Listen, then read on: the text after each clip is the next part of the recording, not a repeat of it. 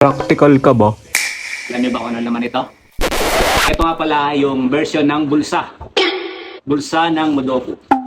Actually mga boss, gusto ko talaga nito kasi bibigay ko to sa aking mahal na anak. Yung bunso ko na konsentidor. So bibigay ko to sa kanya. Actually ang gusto niya talaga yung mamahalin na brand. Pero hindi ko afford yun. So ang difference lang naman ito yung rotation ng pataas. Yung patagilid naman, kaya din naman ito ibigay. Pero huwag na natin patagalin. Unbox na natin. And meron siyang kasamang memory card. Okay, what's inside the box? Premium handheld camera from Modopu with 128GB SD card, strap, mini tripod, charging cable, cloth, pouch, and user's manual. So, kung magkaano kayo ng face tracking, so before ka mag-play, dapat press down. So makikita niyan yan. Okay? So yan, playing na siya. Then susunod sa akin yan mga boss. Magic, gagalaw tayo. Alright, kita nyo? Sumusunod siya sa akin. Right. Okay. So, kahit saan ako magpunta niyan, susundan niya ako yan mga boss. Now I'm here inside my humble house. Okay, so rotate natin yan. Alright, so kitang-kita nyo na mga boss. So medyo madilim lang sa bahay namin kasi mga ilaw namin dito madilim. Pero yung video quality na nakikita nyo ngayon, galing yan mismo dito sa Modopu. Okay, dyan mismo galing yan.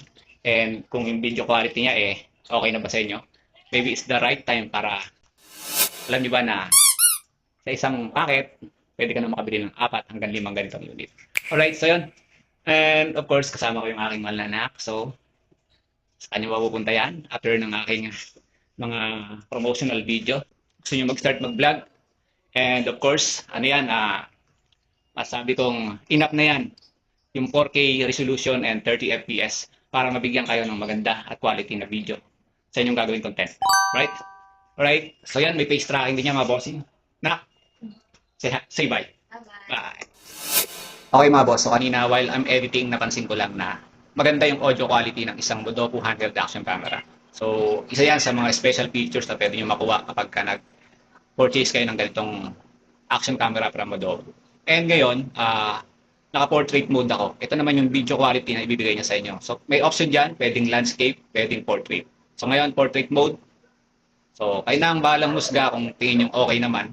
For me, 4K resolution, 30 FPS is enough na para mabigyan kayo ng quality video, quality content para sa inyong mga vlog.